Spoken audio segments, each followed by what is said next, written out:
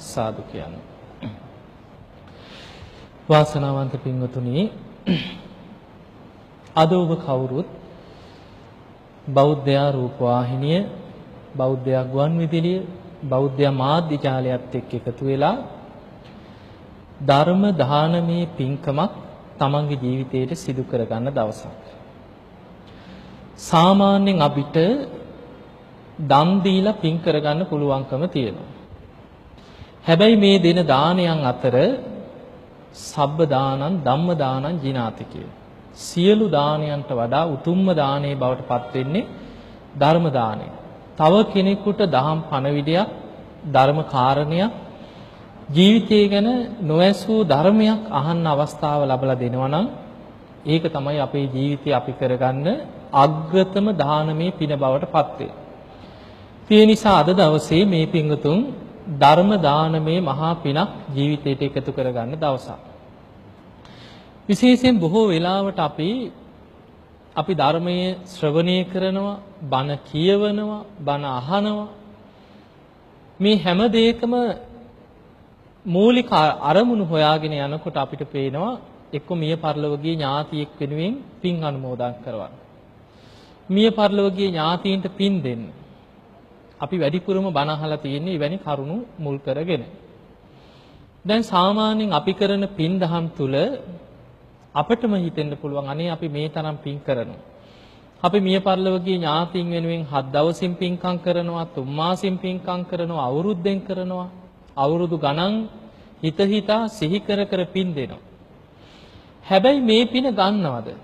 මේ පින ලැබෙනවද? මේ දෙන පිනකින් කොහොමද කෙනෙක් සුවපත් වෙන්නේ? ඔය වගේ ප්‍රශ්න අපි කාටත් තියෙනවා.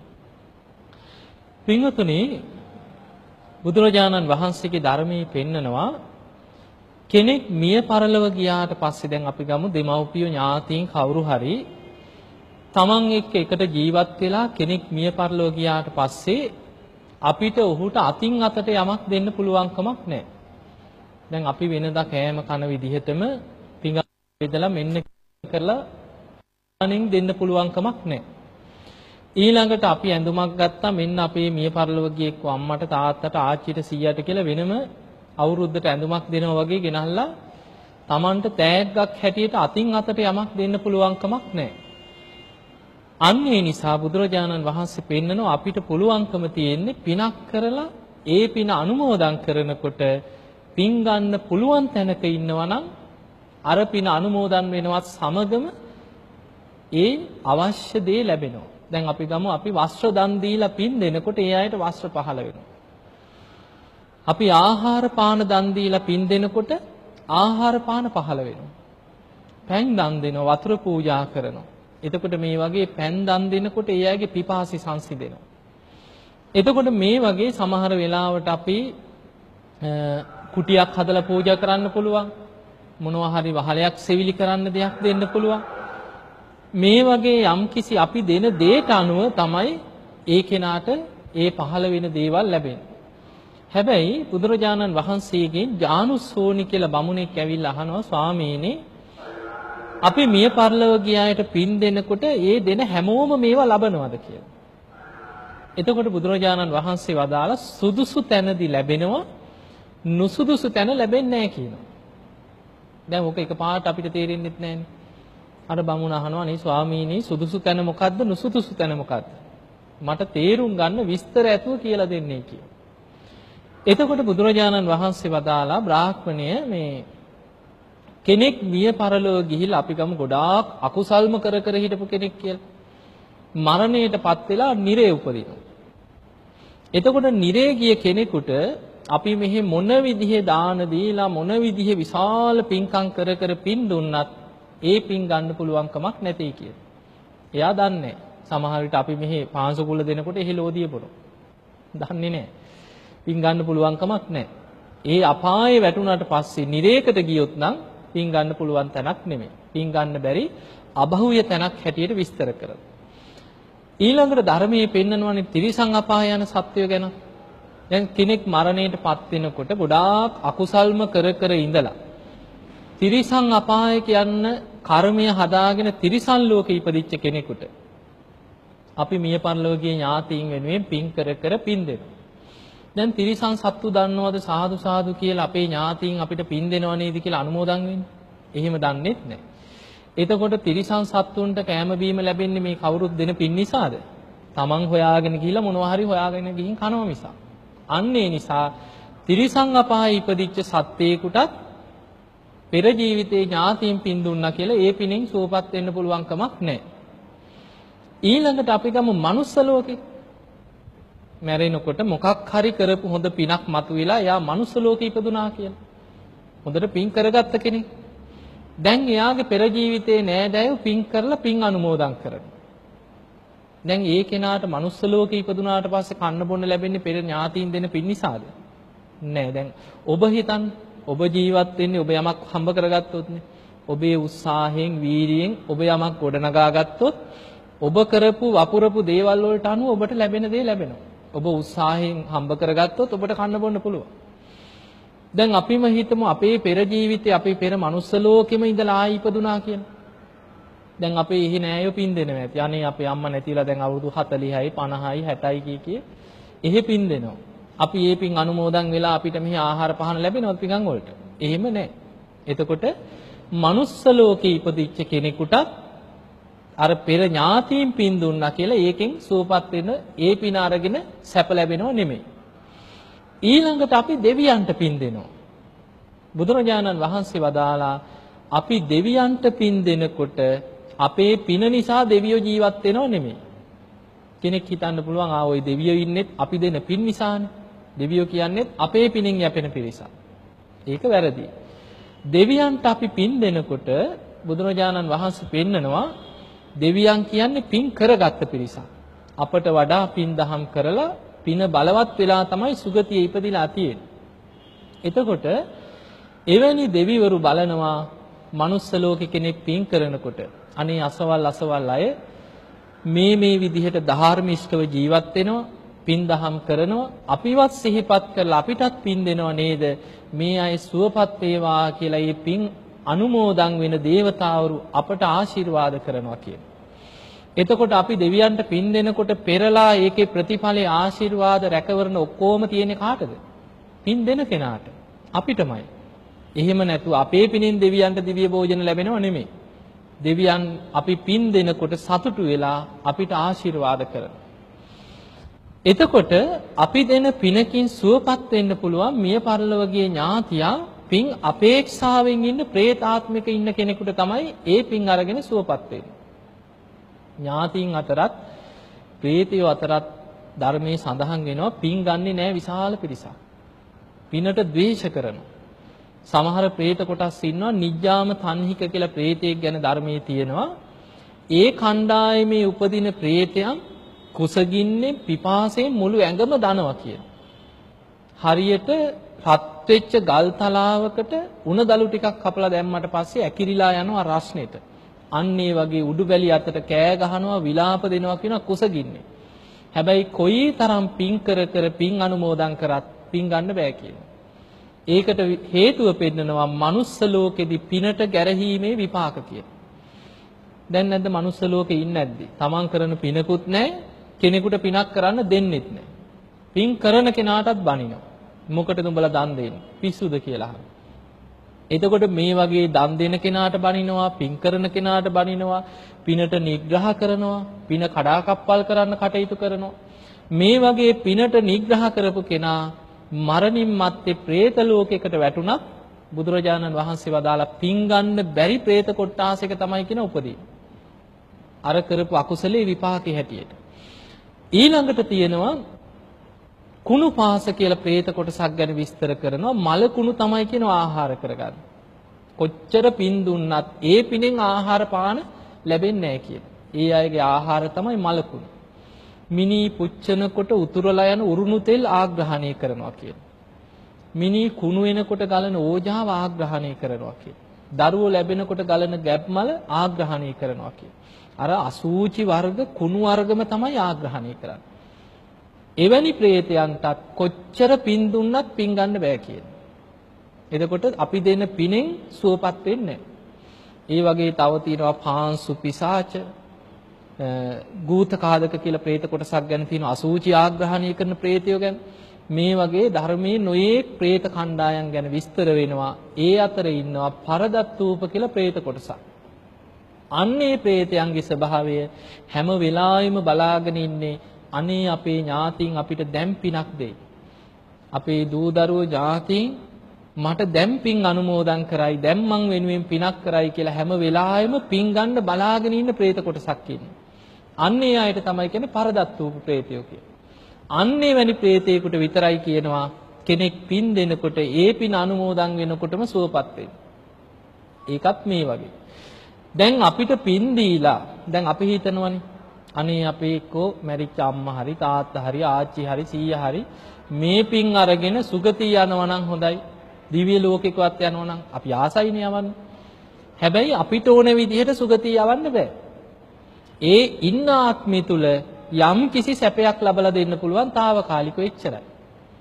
අපි ගමු අපි කරන පිනේ විපාකයට අනුව අර പ്രേතාත්මය ලැබිලා ඉන්න කෙනාට අවුරුදු කීපයකට සෑහෙන ආහාර පාන පහළ වෙනවා අර පින අනුමෝදන් වෙනකොට. හැබැයි පින කියන්නේ ගෙවිලා අවසන් වෙනවා. ඒ පිනේ ශක්තිය අවසන් වෙනකොට ආයෙමත් අර പ്രേතයට සාපිපාසාව දැනෙන්න ගන්න. ආයේ අපි නිතර පින් කර පින් දුන්නොත් තමයි ඒ කෙනාට අර പ്രേතාත්මය තුල ඉන්නකන්වත් සාපිපාසාවක් නැතුව දුකක් පීඩාවක් නැතුව ඉන්න පුළුවන්කම තියෙනවා. ඒ නිසා පින්වතුනි මරුණට පස්සේ නම් අපි අපේ යුතුයකමක් තමයි අපි පින් කරලා පින් අනුමෝදන් කිරීම. ඒ නිසා අපි දෙන දෙයින් අපිට මහා ලොකු දෙයක් ඒ කෙනා වෙනුවෙන් කරන්න අමාරුයි. හැබැයි බුදුරජාණන් වහන්සේ පෙන්නනවා සිංහාලෝවාද සූත්‍රය පෙන්නනවා දරුවන්ගේ යුතුයකමක් ඥාතීන්ගේ යුතුයකමක් තමයි තමන්ගේ දෙමව්පියෙක් හරි කවුරු හරි මිය පරලොව ගියාට පස්සේ ඒ කෙනා වෙනුවෙන් අනිවාර්යෙන් පින් දහම් කරලා පිනක් අනුමෝදන් කළ යුතුයි. ඒක යුතුයකම. ගන්නවද නැද්ද ලැබෙනවද නැද්ද ඒක වෙනම දෙයක්. හැබැයි ඒ කෙනා ලබා ගත්තේ නැතත් අපේ පින් ගන්න බලාගෙන ඉන්න ඥාති પરම්පරාව ගත්තත් මෙච්චරයි කියලා කියන්න පුළුවන් කමක් නැහැ. බලන්න ධර්මයේ තියෙනවා බිම්බිසාර රජුරුවන්ගේ කල්ප 91කට පෙර නෑදෑයෝ. කල්ප 91ක් කියන්නේ පොඩි කාලයක්ද? කල්ප 91කට පෙර විපස්සී බුදුහාමුදුරුවෝ පහළ වෙච්ච කාලේ කරපු අකුසලයක්. ඒ කාලේ විශාල දානමය පින්කමක් විපස්සී බුදුහාමුදුරුවන්ගේ බුද්ධ ප්‍රමුඛ සංඝයාට දීපු දානයක් කඩාකප්පල් කරලා විශාල පිරිසක් අකුසල් කරගෙන නිරේට වැටුණා. කල්ප 90ක්ම නිරේ ඉපදුනා කියලා. එතකොට නිරේ දුක් විඳලා මේ මහා භද්‍ර කල්පයේ ආරම්භයේදී තමයි අපායෙන් මිදුනේ. අපායෙන් මිදිලා പ്രേතය වෙලා ඉපදුනා. දැන් මේ പ്രേත කොට්ටාසේ කකුසඳ බුදුරජාණන් වහන්සේ පහළ වුණාට පස්සේ කකුසඳ බුදුහාමුදුරුවෝ ඉදිරියේ පෙනී ඉඳලා පින් ඉල්ලුවා. රජ කෙනෙක් කකුසඳ බුදුරජාණන් වහන්සේට දානෙ දීලා තමන්ගේ ඥාතීන්ට පින් දීලා ඒ ඥාතීන් සුවපත් වෙන දිහා බලාගෙන හිටියා මේ പ്രേතයෝ ටික. මේ പ്രേතයොත් ඇවිල්ලා බුදුරජාණන් වහන්සේට කියනවා අනේ ස්වාමීනි අපි දැන් කල්ප ගාණක් නිරේ දුක් විඳලා තමයි කිව්වා මේ പ്രേත ආත්මයට ආවේ. ඒ නිසා අපිට මිදෙන්න පිනක් අනුමෝදන් කරවන්නයි කිව්වා. කකුසඳ බුදුරජාණන් වහන්සේ බැලුවා අකුසල් බලවත් වැඩි. කියනවා പ്രേතයිනි නුඹලාට මගේ බුද්ධ ශාසනය නම් පින් ගන්න බැරිය කියලා. අනාගතයේ පහළ වෙනවා කියවා කොණාගමන කියලා බුදු කෙනෙක්. උන්වහන්සේගේ කාලෙවත් උත්සාහ කරලා බලන්නේ කි. එතකොට මේ പ്രേත කොටස කකුසඳ බුදුරජාණන් වහන්සේත් පිරිනිවන් පාලා. ඒ බුද්ධ ශාසනයත් අවසන් වෙලා. බුද්ධ ශූන්‍ය කාලයත් අවසන් වෙලා ඊළඟ බුදුහාමුදුරුවෝ පහළ වෙනකම් බලාගෙන හිටියා. පින් ගන්න බලාගෙන ඉඳලා ඔන්න කොණාගමන බුදුරජාණන් වහන්සේ පහළ වුණාට පස්සේ ඒ බුදුරජාණන් වහන්සේගෙනුත් පින් ඉල්ලුවා. උන්වහන්සේ බැලුවා ඒ වෙනකොටත් අකුසල් බලවත්. කොණාගමන බුදුරජාණන් වහන්සේ වදාලා പ്രേතයිනි නුඹලාට මගේ බුද්ධ ශාසනයේ පින් ගන්නත් බෑ කියලා. ඊළඟට පහළ වෙනවා කිව්වා කාශ්‍යප නමින් බුදුරජාණන් වහන්සේ නමක්. උන්වහන්සේගේ ශාසනයවත් උත්සාහ කරලා බලන්න කිව්වා. එතකොට බලන්න පුංචි අකුසලයක්ද කියලා. ඒ දැන් දෙවණියට පහළ වෙච්ච බුදුරජාණන් වහන්සේගෙනුත් පින් ඉල්ලනකොට උන්වහන්සේත් වදාලා කාශ්‍යප බුදුහාඳුරන්ගෙන් ඉල්ලගන්න. මේ බුද්ධ ශාසනෙත් පින් ගන්න බැරිය කියලා. ඊළඟට බලාගෙන හිටියා කාශ්‍යප බුදුරජාණන් වහන්සේ පහළ වෙනකන්. උන්වහන්සේගෙන් පින් ඉල්ලනකොට කාශ්‍යප බුදුරජාණන් වහන්සේ බැලුවා ඒත් අකුසල් බලවත්. හැබැයි මේ ප්‍රේතයන්ට කියනවා ඊළඟට මේ මහා භද්‍ර කල්පයේ 4 වෙනුව පහළ වෙනවා කිව්වා ගෞතම නමින් බුදුරජාණන් වහන්සේ නම. ගෞතම බුදුහාමුදුරුව පහළ වෙනකොට කල්ප 90කට පෙර නුඹලගේ සංසාරිකව ඥාතිවරේ ගෞතම බුද්ධ ශාසනයේ බිම්බිසාර නමින් රජකම් කරනවා කියලා. අන්නේ රජුරෝ බුද්ධ ප්‍රමුඛ සංඝයා වෙනුවෙන් ආරාමයක් හදලා පූජා කරලා පින් දෙනවා. අන්නේ පින ගත්තොත් නම් මිදෙන්න පුළුවන් කියලා. ඒ නිසා ඊළඟ බුදුහාමුදුරුව පහළ වෙනකන් ඔන්න ඔය පින අනුමෝදන් වෙන්න බලාගෙන ඉන්න කියලා. දැන් මේ ප්‍රේතයෝ ටික බලාගෙන හිටියා කාශ්‍යප බුදුරජාණන් වහන්සේ පිරිනිවන් පාලා ඒ බුද්ධ ශාසනයත් අතුරුදහන් වෙලා ගෞතම බුදුරජාණන් වහන්සේ පහළ වෙන කම්ම බලාගෙන හිටියා පින් ගන්න. එතකොට බලන්න බුද්ධාංකුර 4ක්. කකුසඳ, කොණාගමන, කාශ්‍යප ගෞතම බුදුහාමුදුරුව පහළ වෙන කම්ම පින් ගන්න බලාගෙන හිටියා. එදා ගෞතම බුදුරජාණන් වහන්සේ ගැන පැහැදිච්ච බිම්බිසාර රජුරුව තමන්ගේ ආරාමේ උයනනේ වේළුවනාරාමේ බුද්ධ ප්‍රමුඛ සංඝයා වෙනුවෙන් ආරාම කුටි සෙනසුන් හදලා පූජා කරා. පූජා කරලා පුදුම සතුටකින් එදා බණහලා ගියා. රජුරුවන්ට අමතක වුණා පින් දෙන්න. බලන්න කරුමේ හැටි. අච්චර විශාල පින්කමක් කරලා තමන්ගේ මිය පරලෝකීය ඥාතීන්ට පින් දෙන්න රජුරුවන්ට අමතක වුණා. මේ ප්‍රේතයෝ ටික බලාගෙන හිටියේ බුද්ධාංකුර 4ක් තිස්සේ බලාගෙන හිටියා මේ පින් ටික අරගෙන මිදෙන්න. බැරි වෙච්ච තැන කලබල වුණා අපි කවදානම් මේ ප්‍රේතාත්මෙන් මිදෙන්නද? අර මාලිගාවේ ගබඩාවල බඩු හොල්ලනවා, දොරවල් හොල්ලනවා.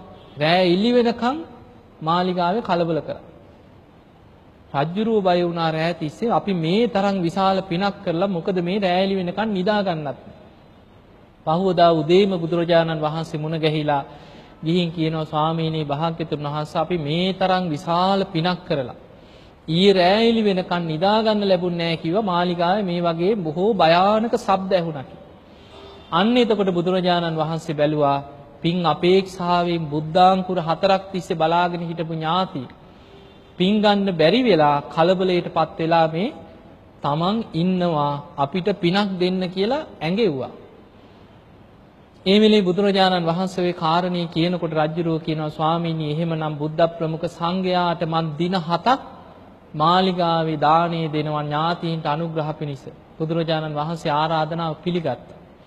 පිළිඅරගෙන බුදුරජාණන් වහන්සේ දාණයට වැඩම කරපු වෙලාවේ උන්වහන්සේ අදිෂ්ඨානයක් කරා රජුරවන්ට අර අමනුෂ්‍යෝ ටික පෙනේවා කියලා බුදුරජාණන් වහන්සේ අදිෂ්ඨාන කරා. නැත්නම් සාමාන්‍ය දිවසක් නැති කෙනෙකුට අමනුෂ්‍යෙක් පේන්නේ නැහැ. බුදුරජාණන් වහන්සේගේ අදිෂ්ඨානයෙන් රජුරවන්ට පේනවා බැලූ තැන්වල ඇට සැකිලි වගේ විරූපී ශරීර තියෙන ඥාති ප්‍රේතයන් විශාල පිරිසක් පිරීලා බලාගෙන ඉන්නවා දානි දෙන්න හදනකොට. ඒ වෙලේ බුදුරජාණන් වහන්සේ වදාළ රජතුමනි දානි බෙදන කොටත් හිතන්න කීවා ඉදම් මේ ඥාතීනං හෝතු. මේ පිනෙන් ඥාතීන් සුවපත් වේවා. පැම් පූජා කරන කොටත් හිතන්න කීවා ඉදම් මේ ඥාතීනං හෝතු කියමින් පැම් පූජා කරා. සිවුරු පිරිකර පූජා කරනකොටත් ඥාතීන්ට පින් දෙන්න කිව්වා. එතකොට බුදුරජාණන් වහන්සේ ප්‍රමුඛ සංඝයාට දානි පූජා කරලා ඥාතීන්ට පින් දෙනකොට අර ඥාතීන්ගේ කුසගින්න සංසිඳුණා. ආහාර පහළ වුණා. පැන් පූජා කරලා පින් දෙනකොට පිපාසි සංසිඳුණා. සිවුරු පූජා කරලා පින් දෙනකොට වස්ත්‍ර පහළ වුණා. ওই විදිහට බුදුරජාණන් වහන්සේට දින 7ක්ම දන් දුන්නා. දින 7ේම තිරෝකුඩ්ඩ කියන සූත්‍රයෙන් බුදුරජාණන් වහන්සේ දහම් දෙසුවා අර මිය පරලෝකීය ඥාතීන්ට අනුග්‍රහ පිණිස. ඔන්න ওই දේශනාවේ තමයි තියෙන්නේ ඔය අපි අහලා තියෙන පැන් වඩනකොට කියන්නේ යතාවාරි වහා පූරා පරිපූර්ෙන්ති සාගරං ඒව මේව ඊතෝ දින්නම් පේතානං උපතප්පති කියලා ගාථාවක්. අන්නේ ගාථාව තියෙන්නේ තිරෝකුඩ්ඩ සූත්‍රය.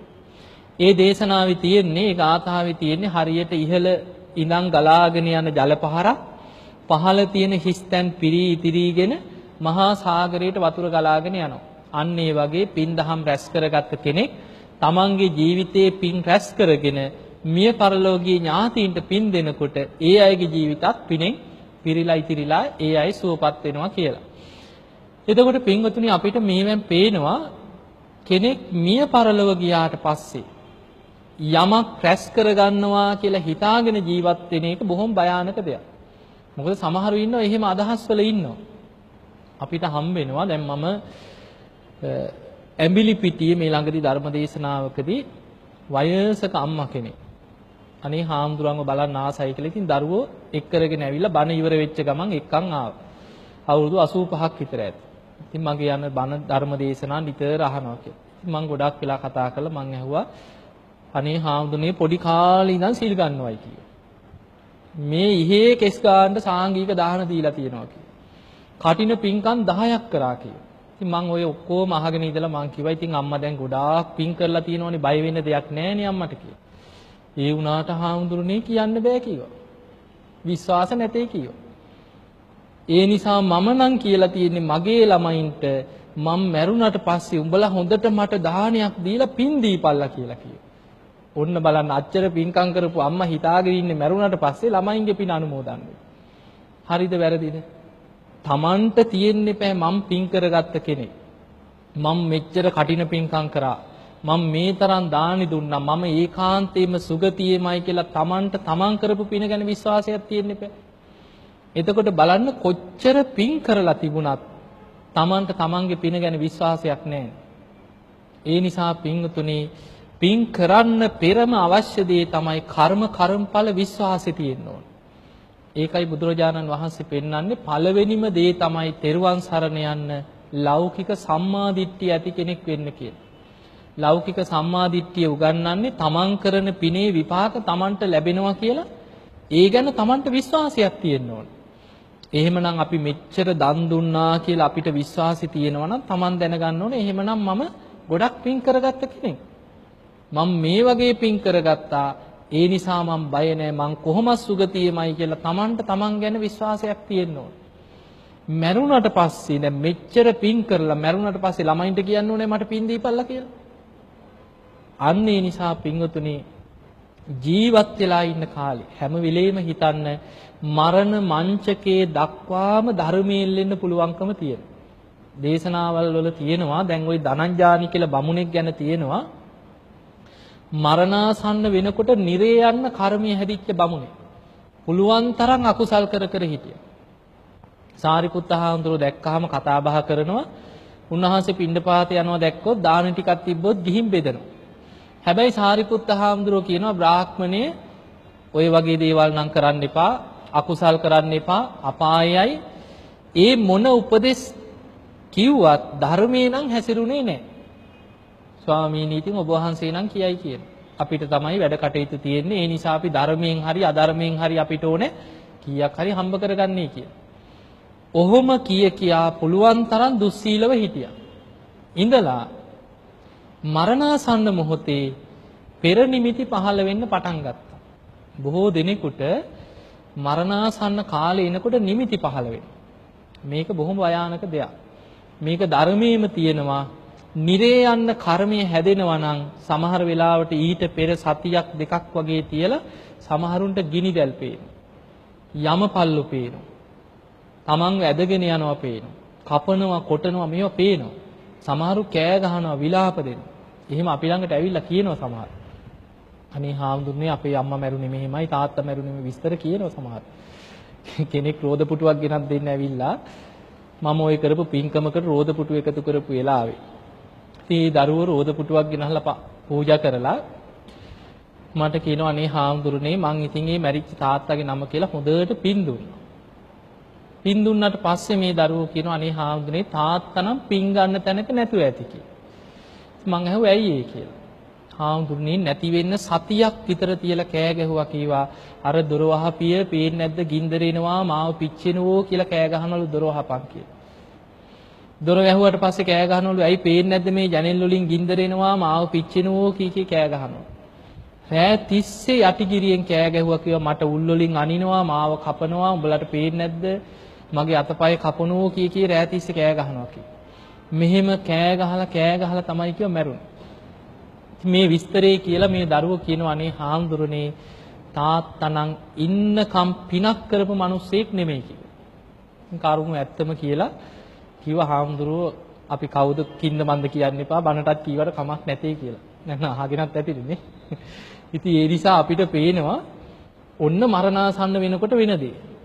එතකොට බලන්න මේ දරුවම හැබැයි ඇත්ත කියනවා. අනේ හාමුදුරනේ ඉන්න කන්නම් පිනක් කරපු මිනිස්සෙක් නෙමෙයි කියලා.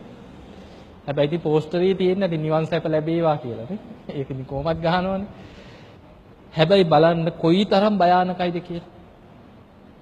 ඒ වගේ අර ධනංජානි බමුණටත් මරණාසන්න වෙනකොට නිරේ යන්න කර්මය හැදුණා.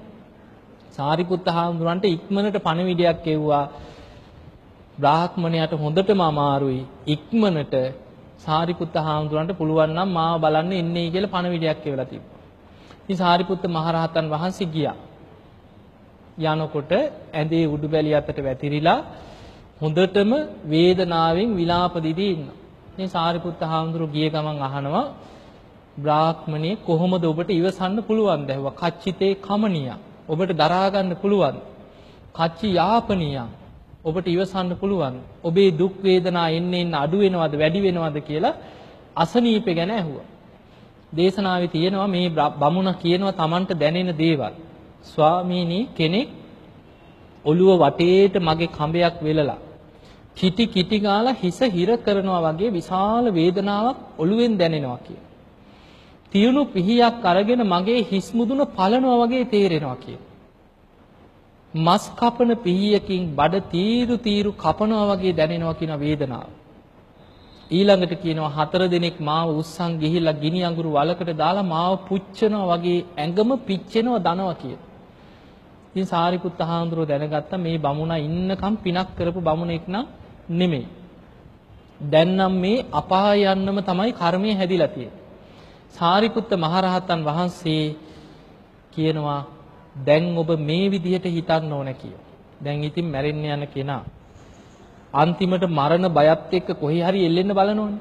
ඉතින් සාරිපුත්ත හාමුදුරුවෝ උපදේශ දෙනකොට කොහොම හරි වැඳගත්තා. අත් දෙක එකතු කරලා වැඳගත්තා. සාරිපුත්ත හාමුදුරුවෝ කියනවා බ්‍රාහ්මණය නිරේ කියන්නේ නම් බොහෝම දුක් සහිත තැනක් කිය. ඒ නිසා නිරේ ආදීනව සිහි කරලා නිරෙන් හිත නිදහස් කරගෙන ඊට වඩා හොඳයි කිව්ව තිරිසන් අපාය. ඒ නිසා නිරේට වැඩිය හොඳයි මට තිරිසන් ලෝකේ කියලා තිරිසන් අපායේ හිත පිහිටවන්න කිව්වා. ඒ නිරේ යනවට වැඩිය හොඳ නැද්ද තිරිසන් ලෝකෙට යන්නේ? ඒ නිසා තිරිසන් අපායට හිත ගත්තා. එකපාරට සුගතිය යවන්න බෑ. අකුසල් බලවත් වැඩි. එතකොට නිරේ යන කෙනා නිරේ ආදීනව සිහි කරවලා තිරිසන් ලෝකෙට චුට්ටක් උස්සලා තිබ්බා. තිරිසන් අපායේ හිත පිහිටියට පස්සේ සාරිපුත්ත හාමුදුරුවෝ කියනවා දැන් ඔබ හිතන්න කීවා තිරිසන් අපාය කියන්නේ දුක් සහිතයි. තිරිසන් ලෝකේ ඉපදුනාට පස්සේ හැම වෙලාවෙම තියෙන්නේ බයයි තැති ගැනීම. දැන් බලන්න ওই දේශනාවල තියෙනවා පෙර නිමිති ගැන කියනකොට තිරිසන් අපායේ යන්න කර්ම හැදෙන අයට මරණාසන්න වෙනකොට වැඩිපුරම දැනෙන්නේ බයයි තැති ගැන්මයි කියන. සමහරු ඇඳේ උණ්ඩි වෙනවා. කතා කරත් බයයි. ලොකු වෙවුලනවා හැම වෙලාවෙම මරණාසන්න කාලේ උණ්ඩි වෙනවා, ඇකිලෙනවා, වෙවුලනවා. ලොකු බයකින් ඉන්නේ. එතකොට තිරිසන් සත්වයන්ගේ ස්වභාවය තමයි හැම වෙලාවෙම බයෙන් තැති ගන්න. අන්න ඒ නිසා තිරිසන් ලෝකෙත් ආදීනව සිහි කරලා තිරිසන් ලෝකෙට වැඩිය ටිකක් හරි හොඳයි කියලා පෙරේත ලෝකෙ හිත පිහිටවන්න කිව්වා.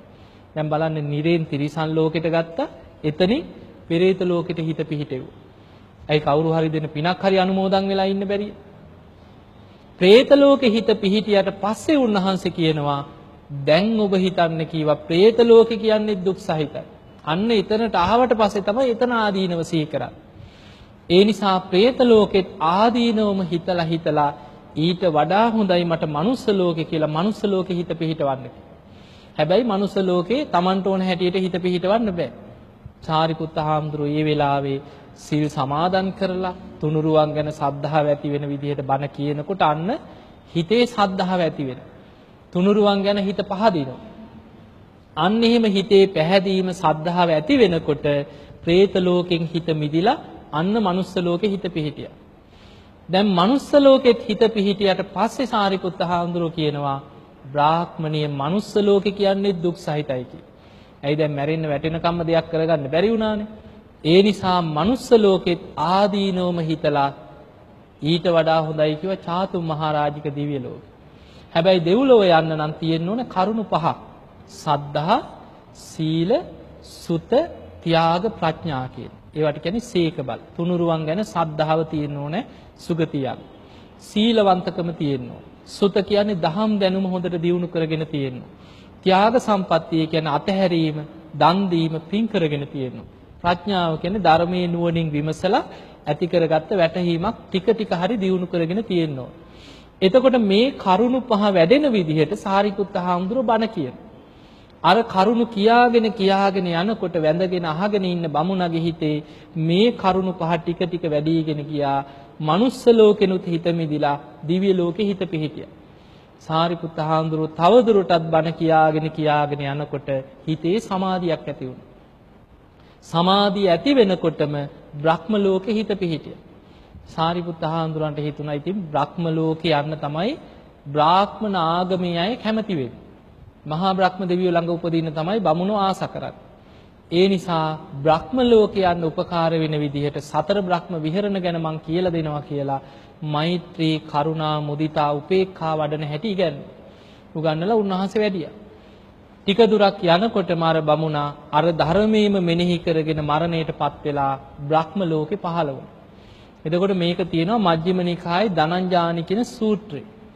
එතකොට අපිට පේනවා මේ බමුණා නිරේ යන්න කර්මයේ හැදිච්ච කෙනෙක්. මැරෙන කම්ම මරණ මංචකයට වැටෙන කම්ම කුසලයක් පිනක් කරගෙන තිබ්බ කෙනෙක් නෙමෙයි. එතකොට මරණාසන්න මොහොතේ නිරේ යන්න කර්මයේ හැදිච්ච බමුණට සුගතිය යන්න උපකාර වුණේ කවුද? සාරිපුත්ත හාමුදුරුවෝ ළඟට ඇවිල්ලා ටික ටික හිත පිහිටෝලා හිත ධර්මයේ පිහිටෝලා අර නිරෙන් තිරිසන් ලෝකෙට ගත්තා. එතනින් പ്രേත ලෝකෙට ගත්තා. එතනින් මනුස්ස ලෝකෙට ගෙනාවා. දිව්‍ය ලෝක වලට අරගෙන ගියා. මේ විදිහට ඉහළට හිත දියුණු කරවලා බ්‍රහ්ම ලෝකෙට යනකම් හිත පිහිටෙව්වා. අන්න කල්යාණ මිත්‍රෙක් මරණ මංචකයේ ඉඳීමේ වටිනාකම. ඒ නිසා පින්වතුනි කෙනෙක් මරණාසන්න වෙනකොට ධර්මයේ දන්න කෙනෙක් ළඟ හිටියොත් ලොකු දෙයක් කරගන්න පුළුවන්. ඒ නිසා ධර්මයේ නොදන්න කෙනෙක් වට වුණොත් මොකද වෙන්නේ? අඩු ගානේ මොකක් හරි පිනක් ඇතුව සුගතියක හරි යන්න පිනක් තියෙන කෙනා ධර්මයේ නොදන්න අය වට වුණාට පස්සේ යන්නේ කොහෙටද? අපායටමයි. යවනවා කෙලින්ම අපායට. දැන් හිතන්න කෙනෙක් මරණාසන්න කෙනෙක්. අන්ත අසරණයිනේ. මරණාසන්න කෙනාට ලොකු බයක් තියෙනවා ජීවිතේ. එකක් කායික වේදනාවෙන් අසරණ වෙනවා. ඊළඟට සිහි කල්පනාව දුර්වල වෙනවා බොහෝ දිනෙකට මරණ මංචකේ. ඊළඟට මැරිච්ච ඥාති ප්‍රේතයෝ සමහරුන්ට පේන්නම එනවා මරණාසන්න වෙනකොට. එහෙම සමහරුන්ට පෙනී ඉඳලා පේන්නම ඉඳලා කතා කරනවා අඬ ගහන. මෙහෙට වරින් අපි ඉන්න තැනට වරින් කියලා අර මැරිච්ච ඥායදයෝ කතා කරනවා. ඊළඟට කරපු අකුසල් බලවත් වෙනවා. ජීවත් වෙලා ඉන්නකොට මම මේ වගේ වැරදි වැඩ කරා, මේ වගේ පව්කම් කරා, මේ වගේ නොපනත්කම් කරා. ඕවා එක එක මරණ මංචකේ සිහි වෙනවා. දැන් ඔය වගේ මරණාසන්න කෙනෙක් ඒ ඔක්කොටම වැඩිය දරා ගන්න බැරි දෙන්නේ අතහැර ගන්න බැරි දෙන්නේ. දරුවෝ, ගෙවල් දොරවල්, නෑදෑයෝ, ඥාතීන් මේවා අතහැර ගන්න බැරුව පිය විප්පයෝගෝ දුක්ඛෝ කියන මේ දුක දරා ගන්නම බැරි දෙයක්. එතකොට හිතන්න මරණාසන්න කෙනා එච්චර අසරණ වෙනකොට ඒ කෙනා වටේට ඉඳගෙන දරුවෝ ටිකත් හූ තියන්න ගත්තොත් දාලා යන්න ඉපෝ කියලා අපි කෑ ගහන්න ගත්තොත් මොකද වෙන්නේ? සුගතිය යන්න පුළුවන්ද? උඹලා කියන නිසා මං ඉන්නම් කියලා නතර වෙන්න පුළුවන්ද? අන්ත අසරණයි. ඒ නිසා මරණාසන්න කෙනෙකුට වටේ ඉඳගෙන අපි කෑ ගහනවා, හූ තියනවා, අඬනවා කියන්නේ ඒක තමයි ඒ කෙනාට කරන ලොකුම හතුරුකම. ආයි තව හතුරුකමක් ඕනේ ඒ කෙනාට සුගතිය යන්න තියෙන අවස්ථාව අපි නැති කරනවා. බය කරනවා. ඒ නිසා පින්වතුනි මරණයේ ඉදිරියේ අන්ත අසරණයි කෙනෙක්. කොයිතරම් අසරණ වෙනවද කියන්නේ. මම අම්මා කෙනෙක් බලන්න ගියා මාස 2ක් විතර ඇති. ඔය මගේ භාවනා වැඩසටහන් වලට එන පුතේ. ඉතින් මට කතා කළා අනේ හාමුදුරනේ අම්මා නම් ඉච්චර ධර්මයකට ලැබි කෙනෙක් නෙමෙයි. අනේ හාමුදුරනේ පොඩි වෙලාවකට එන්න කියලා පස්සේ මම බලන්න ගියා. ඒ අම්මා මම ඉතින් ගිහින් කතා කරපු ඉලේ ඉඳන් කොච්චර කිව්වත් හිත හදන්න බෑ. අනේ හාමුදුරනේ මට මැරෙන්න බෑ කියලා. අනේ හාමුදුරනේ මාව බේරගන්නයි කියලා. අනේ හාමුදුරනේ මම මැරෙයිද කියලා අහනවා. ඉතින් පුළුවන් ද මැරෙන්න යන කෙනා මට බේරන්න? පුළුවන් කමක් නැහැ. ඉතින් මම බණ කිව්වා අන්තිමට විනාඩි 15ක් 20ක් හොඳට අහගෙන ඉන්නවා. මං කිව්වා දැන් මමත් මැරෙනවා. මේ අම්මත් මැරෙන්න පුළුවන්. මේ ලෙඩ්ඩුත් මැරෙනවා. වෛද්‍යවරුත් මැරෙනවා. දරුවොත් මැරෙනවා. රජවරුත් හිටියා. සිටුවරුත් හිටියා. අද පොළොව හාරලවත් හොයන්න තියනවාද හිටපු රජවරු සිටුවරු? හැමෝම මැරෙනවා. මේ කවුරුත් හැමදාම ඉන්න ආපු මිනිස්සු නෙමෙයි. ඒ ටික හොඳට අහගෙන ඉඳලා ඒ වුණාට හාමුදුරනේ මට නම් මැරෙන්න බෑ කී. ඔන්න බලන්න ස්වභාවය.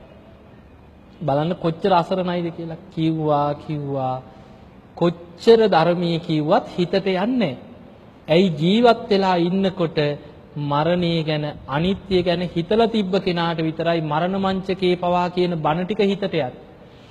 ජීවත් වෙලා ඉන්නකොට මැරෙනවා කියලා හිතුවේ නැත්නම් ජීවත් වෙලා ඉන්නකොට මරණ සතියක් ගැන සිහි කරලා නැත්නම් මම මැරුණට පස්සේ කොහේ යයිද කියන විශ්වාසයෙන් පිනක් දහමක් කරගෙන නැත්නම් හිටි ගමන් මරණාසන්න වෙච්ච කෙනාට මොන බණ කිව්වත් බුදුරජාණන් වහන්සේ ඇවිල්ලා පෙනී හිටියත් වැඩක්. ඇයි ධර්මයේ හිතට යන්නේ? එයා හිතන්නේම නෑ මට ජීවත් වෙන්න ඕනේ. නෑ මට නම් මැරෙන්න බෑ. එතකොට බලන්න කොච්චර අසරණයිද කියලා. අන්න ඒ නිසා පින්වතුනි මරණ මංචකේ අන්ත අසරණයි. මේ මරණ මංචකේ අසරණ නොවෙන්න නම් අපි ජීවත් වෙලා ඉන්න කාලේ හැම වෙලාවෙම හිතන්න ඕන. මම කවදා කොතන කොයි මොහොතේ මට මරණයට මුහුණ දෙන්න වෙයිද දන්නේ. නිකන් හිතන්න මේ විදිහට.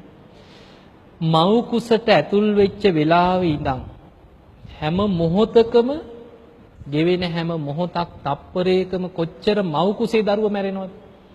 අවුරුද්දකට ලක්ෂ 60ත් 70ත් අතර ප්‍රමාණයක් ලෝකේ මව් කුසවල් ඇතුලේ දරුව මැරෙනවා. ওই තමයි සංඛ්‍යාලයක. ඊළඟට ලක්ෂ 80ත් 100ත් අතර ප්‍රමාණයක් මව් කුසවල් ඇතුලේ දරුව මරනවා අවුරුද්දකට. එතකොට කෝටි 1.5ක් දෙකක් අවුරුද්දක් තුල දරුවෝ මව් කුසේ මැරෙනවයි මරනවයි ඔක්කොම. ඊළඟට ඉපදිච්ච ගමන් මැරෙනවා. ඉපදිලා දවසෙන් දෙකෙන් අම්මලා කිරි දෙනකොට ඔඩොක්කුවේ දරුව මැරෙනවා. හිතන්න මව් කුසට ආපු එලේ ඉඳන් හැම මොහොතකම කවදද කොතනද කොයි මොහොතේද මරණය විශ්වාස නැහැ. ඒ නිසා අපිට නෑ මම නම් දැන් මැරෙන්නේ මට මෙච්චර කාලයක් ජීවත් වෙන්න තියෙනවා. අපිට තව කල් තියෙනවා. අපිට කාටවත් එහෙම කල් තියා නිගමනයක් කරන්න පුළුවන් කමක් නැහැ. ඒ නිසා හොඳට මතක තියාගන්න අපේ පවුලේ 10 දෙනයි කියන්නේ කවදා හෝ මළගෙවල් 10ක්. අපිට යාළු මිත්‍රයෝ නෑදෑයෝ 100ක් ඉන්නවා කියන්නේ කවදා හෝ මළගෙවල් 100ක්. ඒක තමයි ජීවිතයේ ඇත්ත. කොච්චර ආදරෙන් පණට පණ වගේ ජීවත් වුණත් කවුරු හරි ඉස්සර වෙනවද නැද්ද? දෙන්නගෙන් කවුරු හරි ඉස්සර වෙනවා. දෙමව්පියෝ ඉදිරියේ දරුවෝ මැරෙනවා. දරුවෝ ඉදිරියේ දෙමව්පියෝ මැරෙනවා. ස්වාමියා ඉදිරියේ බිරිඳ මැරෙනවා. බිරිඳ ඉදිරියේ ස්වාමියා මැරෙනවා.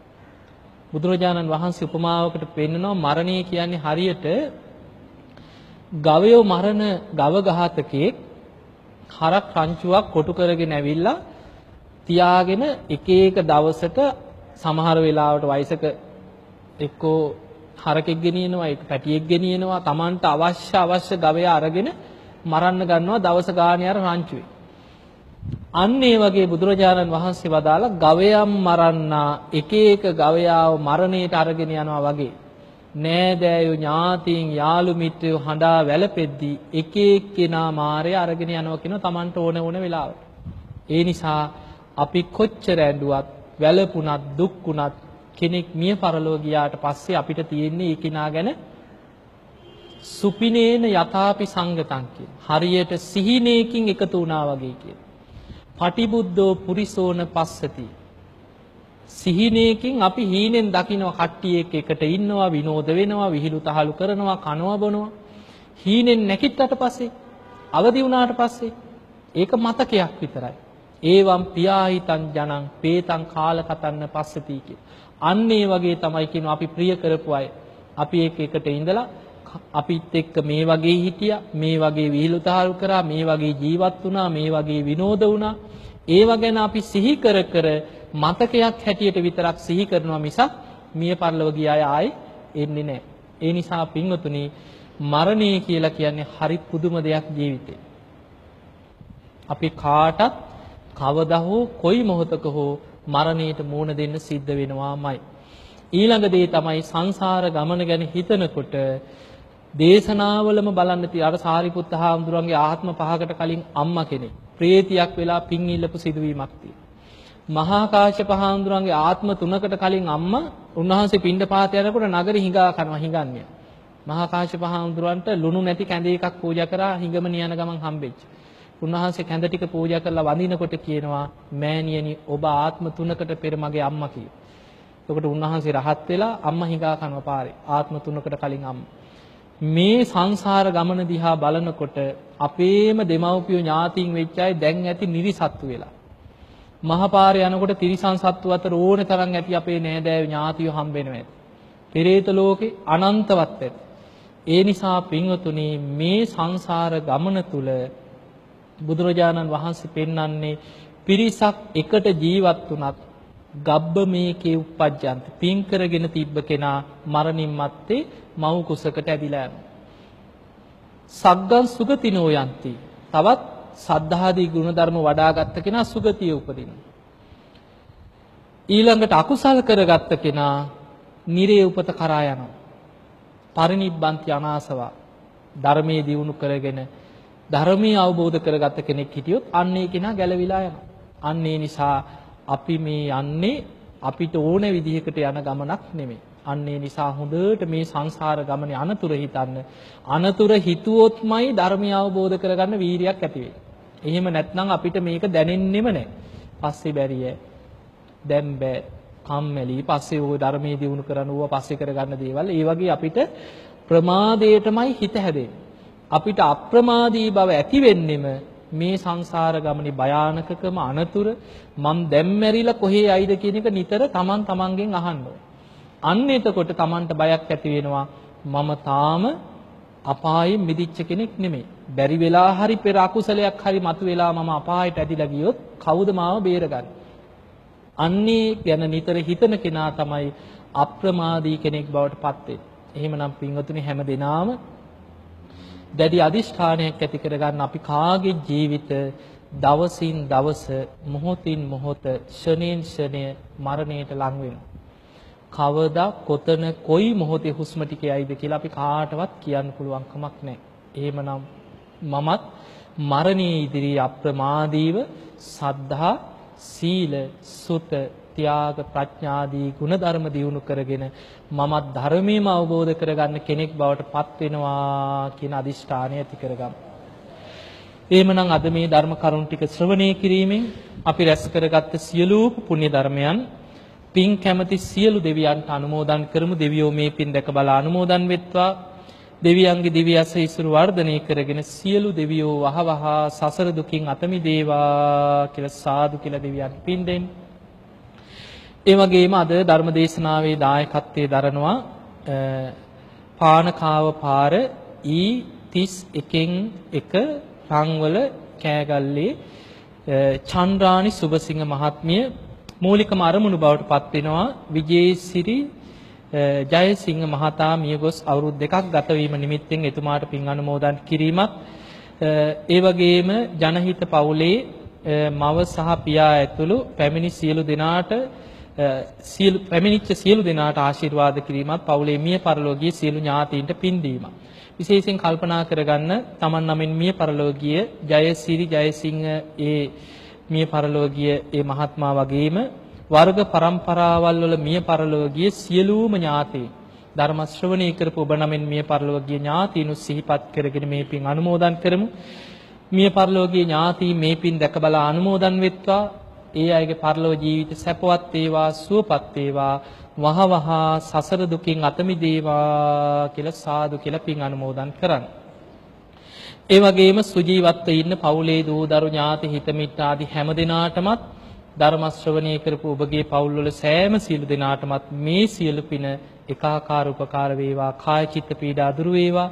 තුනුරුවන්ගේ අනන්ත ආශිර්වාද රැකවන්න සැලසේවා. හැම දිනාටම ගන්න හිලෙන හුස්ම රැල්ලක් පාසා තබන පියවරක් පාසා තුනුරුවන්ගේ ආරක්ෂාව රැකවරණයම සැලසේවා.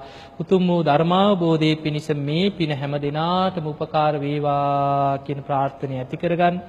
ඒ වගේම බෞද්ධ ආරෝප වාහිනිය ගරු සභාපති පූජනීය දරණාගම කුසල ධම්මනාහිමිපාණන් වහන්සේට දේශකයන්න් වහන්සේටත් කාර්ය මණ්ඩලයටත් ආශිර්වාද කිරීම මේ පින්වතුන්ගේ අරමුණු අතර තියෙනවා.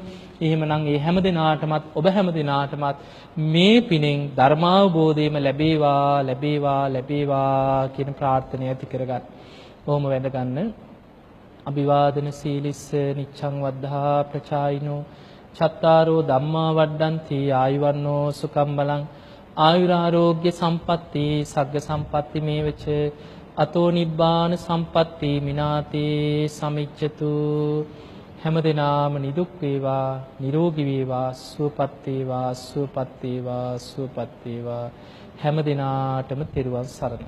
ධර්මානුශාසනාව පැවැත් වූ පූජ්‍යපාද ගලිගමුවේ ඥානදීප ස්වාමීන්ද්‍රයන් වහන්සේට අපගේ ගෞරවනීය කෘතවේදීත්වය පිරිනමා සිටිමු.